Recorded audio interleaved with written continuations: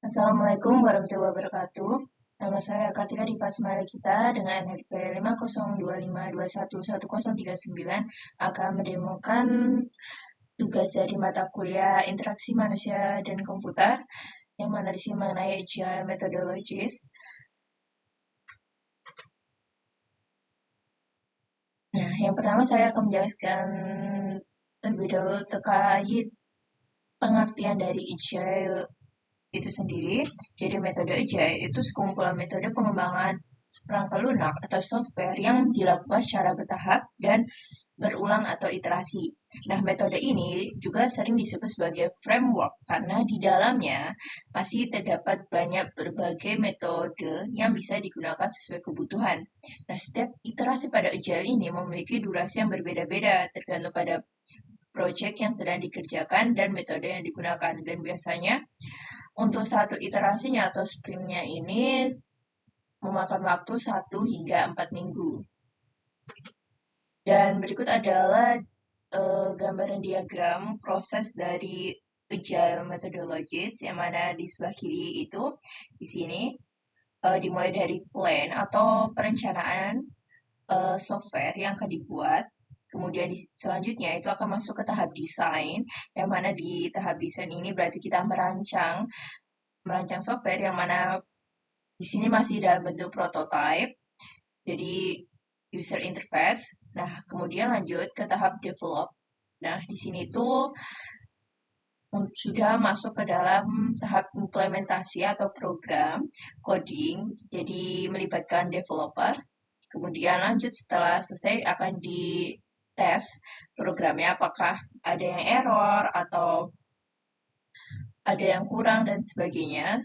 Kemudian setelah dirasa sudah tepat, baru masuk ke deploy, jadi diimplementasikan secara permanen ke sistemnya, gitu. Dan lanjut ke review, yang mana review ini nanti akan meminta feedback dari kliennya untuk masukan. Dan kemudian kita lanjut ke launching, jadi sistemnya selesai. Dan pada gambar sebelah kanan ini itu adalah gambar lebih jelas dari iterasi itu sendiri. Jadi kan agile itu kan iterasi ya, atau berulang. Jadi ada sprint 1, sprint 2, sprint 3, proses 1, 2, 3, dan seterusnya.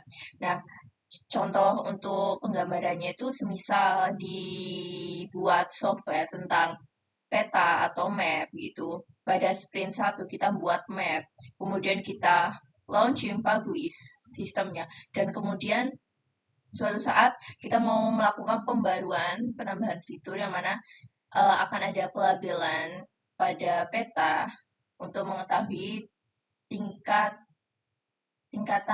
pandemi di berbagai wilayah, dari wilayah dengan macam-macam warna, label, kemudian tingkatan dari rendah, sedang, hingga parah pandeminya. Nah, itu kita dilakukan di sprint kedua. Jadi kita melakukan ulang lagi rancangan ulang terkait fitur yang akan ditambahkan, kemudian kita desain, kita develop, test, deploy, kemudian kita review, dan kemudian kita launching, itu di sprint kedua. Jadi begitu. Jadi ketika kita akan menambahkan fitur baru atau menghapus fitur atau mengedit fitur yang ada, itu akan dilanjutkan di tahap sprint ke selanjutnya. Seperti itu. Kemudian lanjut ke Agile Manifesto. Jadi Agile Manifesto itu uh, juga merangkum dari 12 nilai prinsip dari Agile itu sendiri, yang mana di sini untuk 4 nilainya, yang pertama individu dan interaksi, yang mana ini lebih diutamakan daripada proses dan tools-nya. Kemudian yang kedua, software yang berfungsi, ini lebih penting daripada dokumentasi yang komprehensif. Kemudian ketiga, kolaborasi dengan pelanggan, ini lebih diutamakan daripada negosiasi kontrak. Kemudian keempat, menanggapi perubahan, karena ini lebih penting daripada mengikuti rencana yang telah ditetapkan. Jadi Agile itu sendiri juga sangat bagus untuk mengikuti perubahan kebutuhan dan kondisi pasar. Kemudian ujian metodologis di sini. Jadi metodologi dari ujian itu kan ada banyak. Nah, di sini yang akan saya sampaikan itu hanya 3, yaitu ada Scrum, Extreme Programming, dan juga ada Kanban. Yang mana Scrum di sini itu metode yang menggunakan iterasi pendek atau sprint, yang kemudian untuk Extreme Programming ini sendiri bedanya dari Scrum, lebih fokus ke dalam developernya atau dalam pengkodean, codingnya, programnya. Kemudian untuk Kanban itu bedanya adalah dia menggunakan papan visual atau workflow gitu, diagram alur kerja untuk penggambarannya. Dan Kanban ini dari Jepang ya. Kemudian selanjutnya saya akan menjelaskan untuk metodologi yang pertama adalah Scrum atau di sini iterasi ya. Nah, di gambar adalah proses dari Scrum itu sendiri yang mana pertama diawali dari produk backlog. Jadi produk backlog itu adalah daftar pekerjaan yang diprioritaskan oleh tim. Kemudian masuk ke sprint planning atau perencanaan sprint yang mana di sini akan melakukan pemilihan item dari backlog untuk dikerjakan dalam sprint. Jadi di produk backlog ini kan banyak list pekerjaan. Kemudian kita pilih untuk sprint yang pertama mana dulu yang akan dikerjakan job desk-nya. Nah, kemudian nanti masuk ke sprint backlog. Jadi pekerjaannya dimasukkan ke dalam sprint backlog. Dan ini nanti lanjut ke sprint execution. Jadi mulai bekerja yang mana durasinya 1 hingga 4 minggu untuk satu sprintnya untuk mengerjakan semua tugas pekerjaan yang ada di sprint backlog ini. Dan kemudian selalu melakukan daily scrum, yaitu adalah rapat harian singkat untuk melaporkan perkembangan dan hambatan untuk dicari solusi dan ide selanjutnya. Kemudian lanjut, itu ada sprint review. Jadi setelah selesai softwarenya, programnya, itu akan dilakukan review. Dan ketika dirasa sudah mencapai tujuan awal, itu akan lanjut ke potentially shippable increment atau siap dipakai package, atau kalau dalam program software itu siap di launching gitu, di deploy. Dan jika dirasa belum mencapai tujuan awal, maka akan mengulang lagi sampai ke sprint plan. Jadi ulang lagi, kita merencanakan sprint lagi dan selanjutnya. Dan selanjutnya peran tim dalam Scrum. Jadi di sini Scrum itu ada owner product owner, yang mana bertanggung jawab atas backlog pekerjaan dan prioritasnya. Kemudian ada master Scrum, yaitu memastikan proses Scrum diikuti dan menyelesaikan hambatannya. Kemudian ada tim pengembangan, itu membangun produk dan memiliki tanggung jawab atas kualitasnya. Lanjut, ada metodologi extreme programming. Ini metodologi yang kedua, yang mana fokusnya itu dalam pengkodingan kode program. Yang di sini ada dimulai dari values dan principles. Jadi untuk values ada 5 nilai, yaitu ada communication atau komunikasi. Ini menekankan pentingnya komunikasi terbuka dan terus-menerus antar semua anggota tim untuk memastikan bahwa semua orang memahami tujuan dan kemauan proyek. Kedua, dari spek, yang mana setiap anggota tim itu dihargai atas kontribusi mereka dan pendapat setiap orang itu dianggap penting dalam proses pengambilan keputusan. Kemudian lanjut pada simplicity atau kesederhanaan. Ini mendorong desain yang sederhana dan solusi yang paling mudah untuk mengurangi kompleksitas dan meningkatkan produktivitas. Kemudian ada courage atau keberanian. Jadi tim diharapkan memiliki keberanian untuk menghadapi tantangan, membuat keputusan sulit, dan mengubah arah jika diperlukan. Kemudian terakhir ada feedback atau umpan balik. Ini didapatkan dari klien dan antar anggota tim.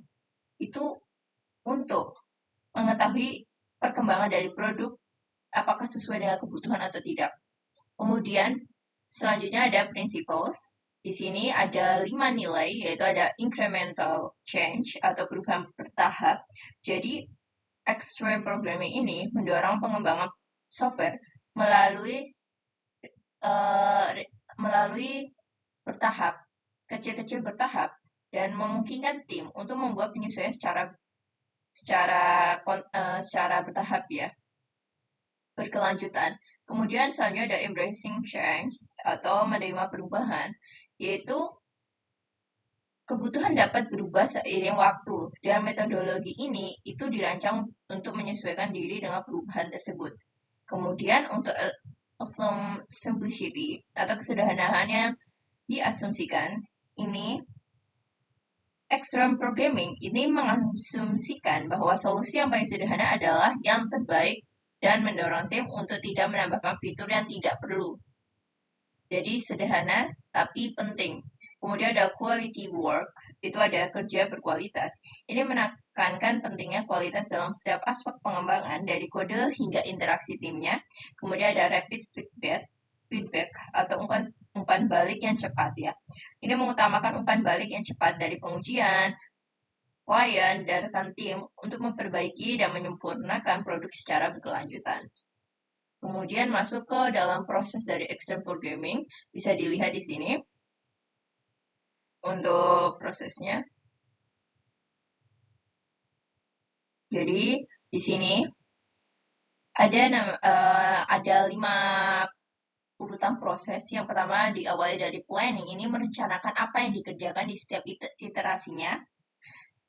Kemudian kita mendesain bentuk dasar dari softwarenya dengan prototype, user interaksi ya di sini. Kemudian ada selanjutnya coding untuk implementasi dari desain yang telah dibuat. Kemudian di-review juga codingnya oleh anggota tim yang lain.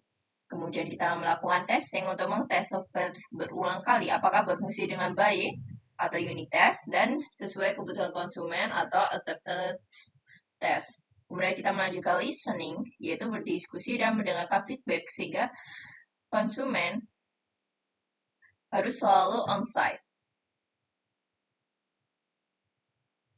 Kemudian selanjutnya adalah peran tim dalam extreme programming. Di sini ada 4, yaitu ada client atau product owner. Di sini mewakili stakeholder dan end user dengan memprioritaskan user stories dan kolaborasi dalam acceptance test. Kemudian ada developer, itu bertanggung jawab untuk membangun perangkat lunak. Kemudian ada trainer dan coach, ini untuk memastikan tim mengadopsi praktik yang baik dan mempertahankan praktik tersebut sebagai kebiasaan.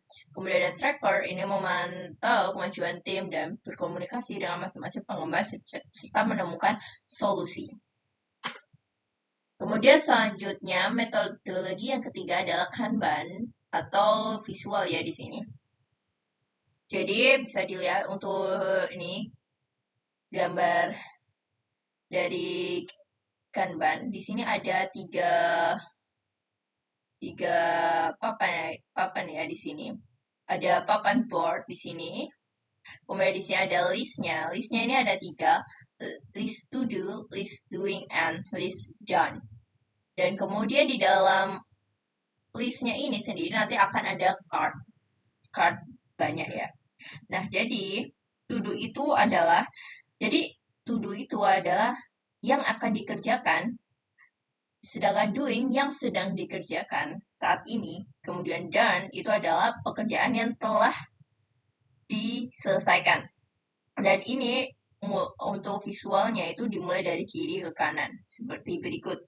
Dan ini kita tuh Kanban itu secara singkatnya itu kita breakdowns atau memotong breakdowns pekerjaan yang besar itu menjadi unit-unit kecil, pekerjaan-pekerjaan kecil, tugas kecil. Dan untuk pekerjaannya urgent, kita tuh bisa menempatkannya di paling atas gitu. Dan sistem Kanban ini juga mengukur siklus kerja yang diselesaikan melalui prinsip work in progress atau WIP dengan batasan tertentu dan status spesifik yang telah ditentukan sebelumnya. Kemudian di sini principles dari Kanban. Prinsipnya ada apa aja? Di sini ada Yang pertama itu inisiasi dengan workflow yang ada, jadi membuat perubahan kecil dan bertahap serta meningkatkan proses saat ini secara terus-menerus. Kemudian kedua ada limit the existing task, yaitu mengenali batasan tim dan membatasi work in progress untuk mencegah beban berlebih dan dampak negatif dari proyek. Kemudian respect existing roles and responsibilities, itu meningkatkan efisiensi dalam budaya kerja yang ada tanpa memerlukan perombakan organisasi.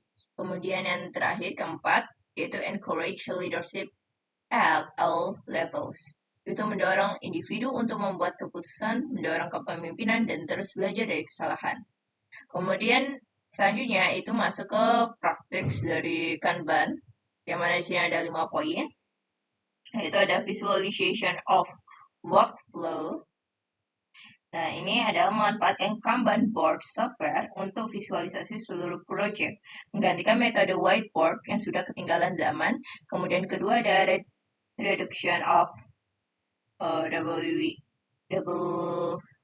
WIP atau work in progress, menetapkan batas atas work in progress sesuai dengan kemampuan tim untuk memastikan efisiensi maksimum dan penyelesaian tugas secara kolaboratif. Kemudian selanjutnya, yang ketiga ada efficient workflow management, yaitu berfokus pada pengurangan lead time, total waktu yang dihabiskan untuk menyelesaikan tugas, dan untuk meningkatkan kinerja tim project.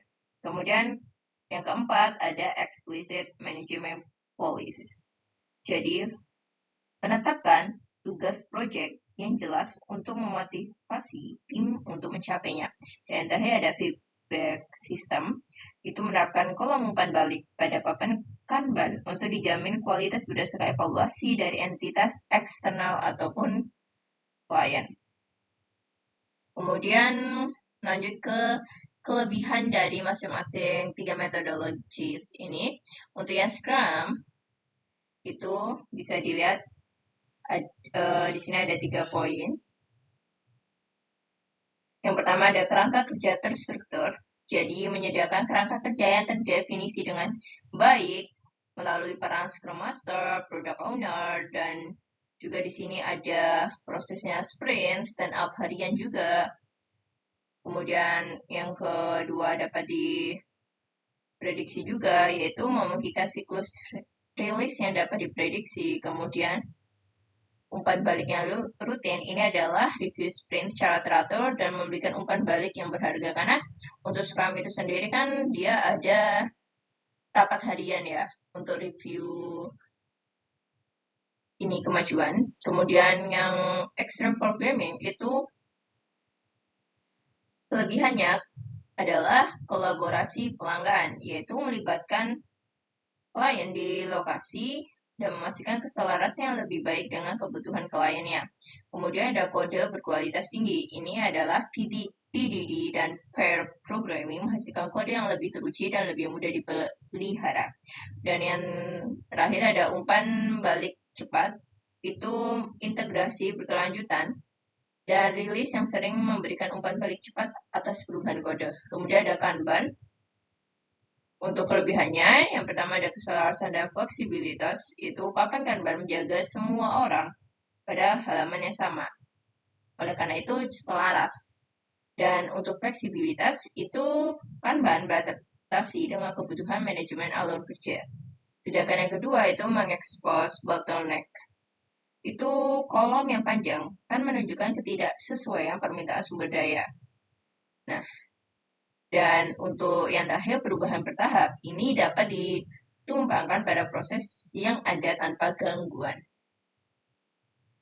Kemudian untuk ini, kerugian dari 3 metodologi ini dimulai dari Scrum, yaitu kekakuan, yang mana di sini Scrum bisa kaku selama sprint, membuatnya kurang cocok untuk proyek yang terus berubah.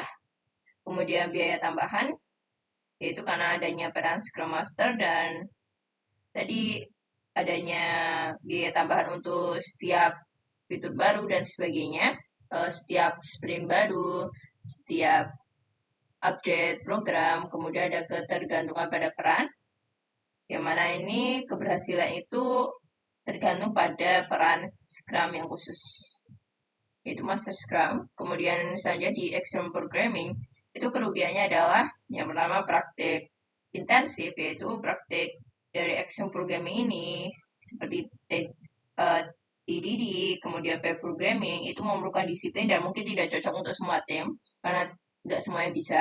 Kemudian perubahan budaya, ini mengadopsi Extreme Programming, mungkin memerlukan perubahan budaya dalam organisasi. Kemudian intensif sumber daya, ini pair program bisa memakan banyak sumber daya. Oh ya, untuk perubahan budaya itu karena Extreme Programming itu lebih khusus ke kode program ya, jadi lebih ke developernya. Kemudian untuk Kanban, itu kekurangan yang pertama, kurang preskriptif. Jadi Kanban itu kurang memiliki aturan ketat yang dapat menyebabkan ambiguitas. Kemudian kedua, ada struktur terbatas, sehingga lebih sedikit pertemuan dan proses struktural dibandingkan dengan Scrum. Dan yang terakhir, ada kurang dapat diprediksi. Nah, fleksibilitas Kanban dapat mengurangi kemampuan prediksi. Karena Kanban itu juga kaku, kurang fleksibilitas. Dan itu saja yang bisa saya sampaikan terkait ujian metodologis, yaitu Scrum, Extreme Programming, dan juga Kanban. Terima kasih banyak. Wassalamualaikum warahmatullahi wabarakatuh.